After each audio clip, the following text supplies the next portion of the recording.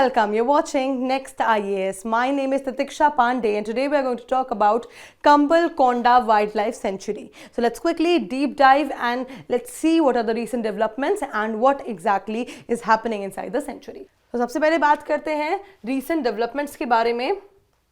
So first thing, Andhra Pradesh high court ने recently agree किया है किस चीज़ के लिए, एडवांस करने के लिए hearing of the PIL public interest litigation, जो कि किस चीज़ के लिए था, protection of Kambalakonda wildlife sanctuary, Mudasarlova drinking water reservoir और सराउंडिंग नेचुरल वाटर स्ट्रीम्स को. ठीक है. The case highlights the need to protect the ecological and water resources. ये जो केस है ये हाईलाइट करता है कि कैसे कितना इंपॉर्टेंट है इकोलॉजिकल और वाटर रिसोर्सेज को प्रिजर्व करना अराउंड द विशाखापट्टनम के आसपास. और ये जो सेंचुरी है कहाँ लोकेटेड है, this is located too close to Visakhapatnam city of Andhra Pradesh. Now let's talk about the Kambalakonda wildlife sanctuary in detail. तो जो कंबल-कोंडा वाइल्ड लाइफ सेंचुरी है ये एक प्रोटेक्टेड एरिया है किसका, ईस्टर्न घाट्स का. इसकी जो लोकेशन है वो कहाँ पर है, नियर विशाखापट्टनम इन आंध्र प्रदेश. इसका जो रीजन है वो है ईस्टर्न घाट्स और ये इसका कितना एरिया है, मोर देन 70 स्क्वायर किलोमीटर्स का एरिया है इसका. नेम किया गया है इसको कंबल-कोंडा हिल लॉक के बाद, मतलब कंबल-कोंडा हिल लॉक के नाम पर इसका नाम पड़ा है. इसकी जो टोपोग्राफी है वो है हिली टेरेन विद स्टीप स्लोप्स और ये बहुत ज़्यादा इंपॉर्टेंट है कंजर्व करने के लिए किस चीज़ को, biodiversity of the eastern Ghats को. और साथ ही ये कंटेन करता है ड्राई एवरग्रीन फॉरेस्ट, यहाँ पे आपको देखने को मिलेंगे, और हाईली थ्रेटेंड फॉरेस्ट टाइप हैं, जो कि ड्राई एवरग्रीन फॉरेस्ट हैं जो हाईली थ्रेटेंड हैं और इनको कंजर्व करने की, प्रोटेक्ट करने की बहुत ज़्यादा ज़रूरत है. वो आपको यहाँ पे कंबल-कोंडा वाइल्ड लाइफ सेंचुरी में देखने को मिलेंगे. इंडिया में ये जो फॉरेस्ट है वो पर्टिकुलरली एसोसिएटेड है किसके साथ, तमिलनाडु और आंध्र प्रदेश के साथ. यहीं पे ज़्यादातर आपको देखने को मिलेंगे ड्राई एवरग्रीन फॉरेस्ट. अब क्यों ये इंपॉर्टेंट है, प्रोटेक्ट करता है नेटिव फ्लोरा और फौना को ये कंबल-कोंडा वाइल्ड लाइफ सेंचुरी. एक्ट करता है important green ecosystem near Visakhapatnam, जैसा कि मैंने आपको लास्ट साइड में बताया. बहुत ज़्यादा इंपॉर्टेंट है नेचुरल रिजर्वियर्स को प्रोटेक्ट करना विशाखापट्टनम के आसपास, और सपोर्ट करता है नेचुरल वाटर सिस्टम्स को एंड सराउंडिंग इकोलॉजिकल हैबिटेट्स को भी.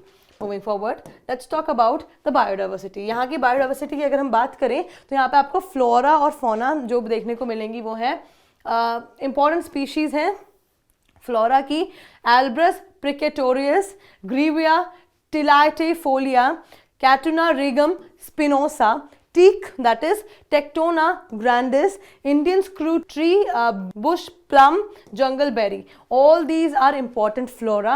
Now let's talk about the fauna. तो इंडियन लेपर्ड्स यहाँ पे आपको देखने को मिलेंगे जो कि इंडिकेटर स्पीशीज की तरह रिगार्ड किए जाते हैं.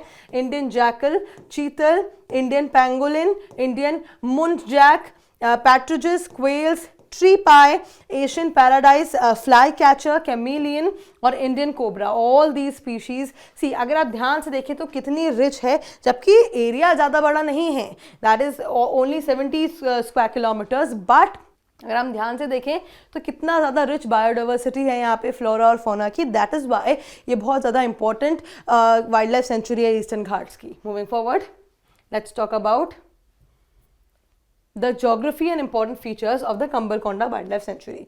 तो कंबल-कोंडा जो कि ईस्टर्न घाट्स का इकोसिस्टम है, इसकी लोकेशन जैसा कि मैं आपको ऑलरेडी बता चुकी हूँ, आंध्र प्रदेश है, विशाखापट्टनम सिटी के पास है और सिचुएटेड है ईस्टर्न घाट्स में.